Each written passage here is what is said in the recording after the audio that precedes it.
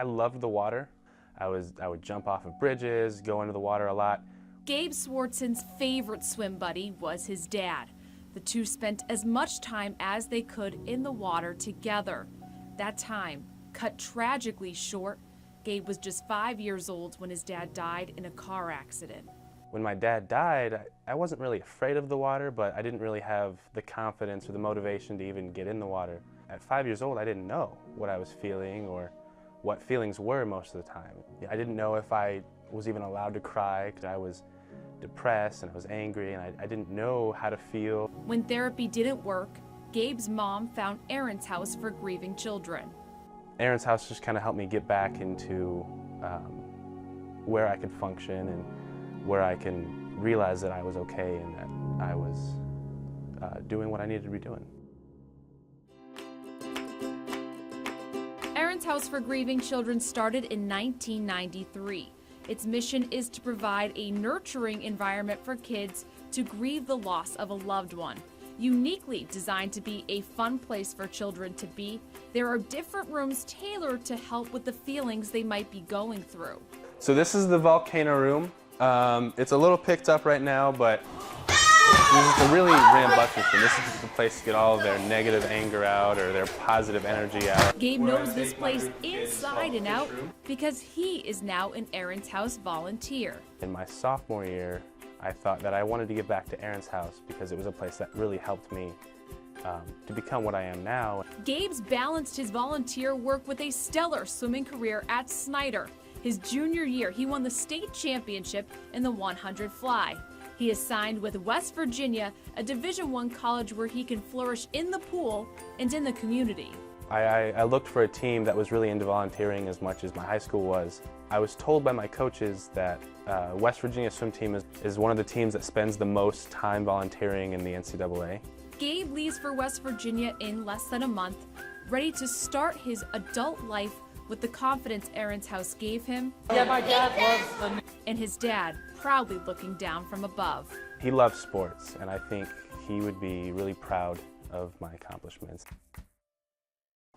Meet Nat Lehman, one of the hundreds of fans lined up at Play Ball Inc. to get an autograph from Bob Knight.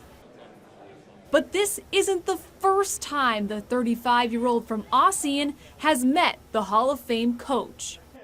On June 17, 1986, Knight came to Norwell High School to MC a benefit for a 5-year-old Nat, the brat from Orville, Ohio, coming to Ossian, Indiana to raise money for a little boy with cerebral palsy. He was great. There were no swear words said, and he's just an awesome dude. I remember getting picked up by him. He said, if you get better, you can pray for me. But you haven't seen him since? No. So in the middle of the Glenbrook Mall on a Saturday afternoon, Nat got his chance at a reunion 3 decades in the making. It was 30 years ago at Norwell High School. After the Mad Anthony's, we stopped down there and did a benefit for a 5-year-old boy. Now he's 35. It's me. I do remember that. Thank you so much. Thank you.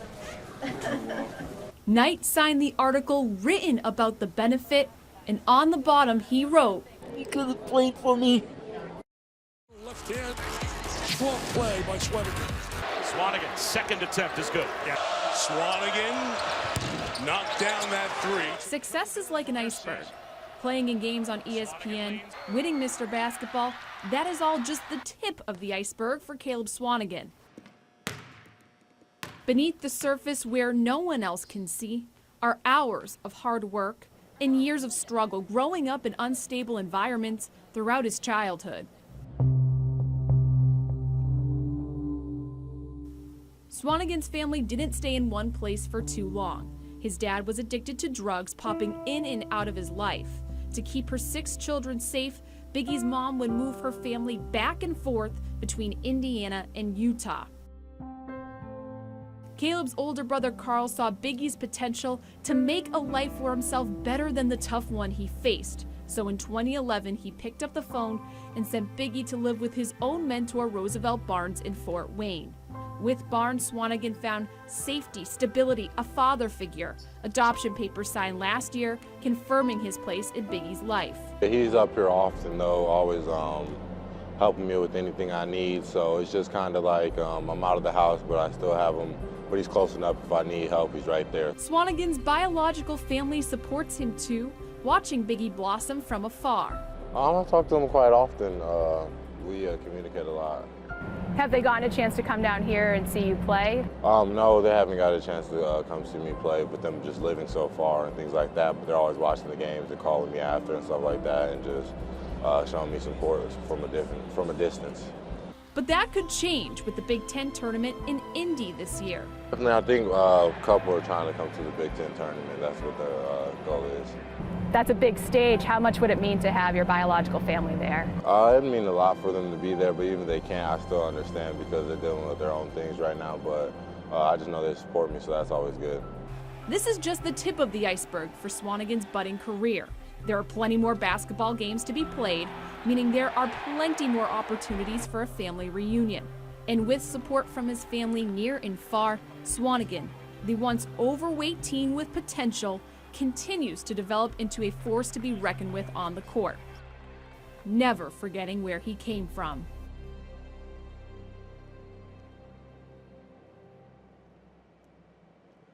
There are a lot of similarities between Drue and Justin Tranquill. Both are Carroll grads, both play Division I football. The biggest similarity is we both have two torn ACLs. I mean, great knees. What a great knees.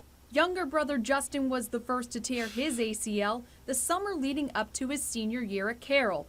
A few months later, Drue would tear his during his freshman year at Notre Dame. Both were hoping for comeback years in 2015, and it was looking that way until September 19th. And that was Drue Tranquill all the way downfield on the coverage. And now he's down on the ground. I was having a great game. It was the best game I'd played probably in my life. I'd jump up, and it's something that I wouldn't have thought differently.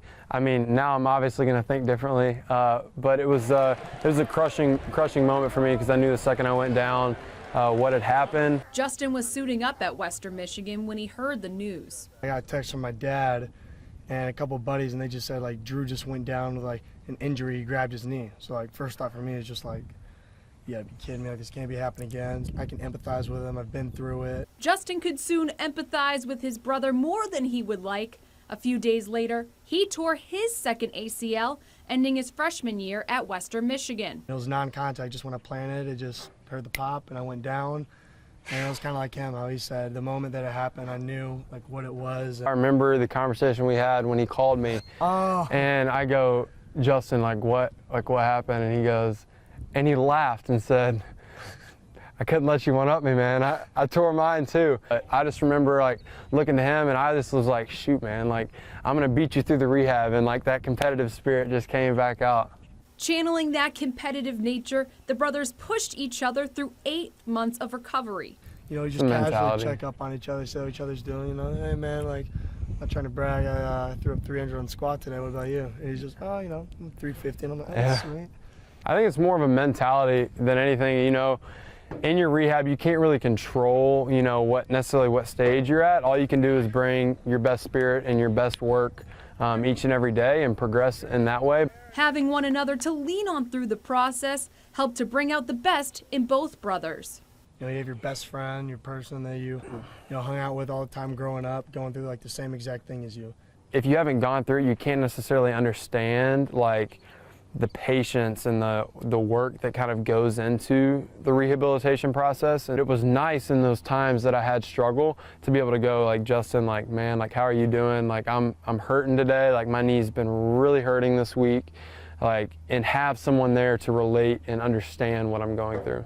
After months of blood, sweat, and tears, both Drue and Justin are back on their feet, getting ready for their seasons. Because for me, I haven't played a full season for 2 years straight, so looking forward. I mean, I'm excited to, have both knees taken care of now. I also haven't played a full season in 2 seasons. Bang. Twins. They're not scheduled to play each other this season, but that won't stop the Tranquill brothers from trying to one-up one another. I hope you crush every team you play, but if you step on the field against the Fighting Irish, like, it's going to be a bad day for you. I have 2 words. Go Broncos. In Fort Wayne, Jessica Starbard, News Channel 15.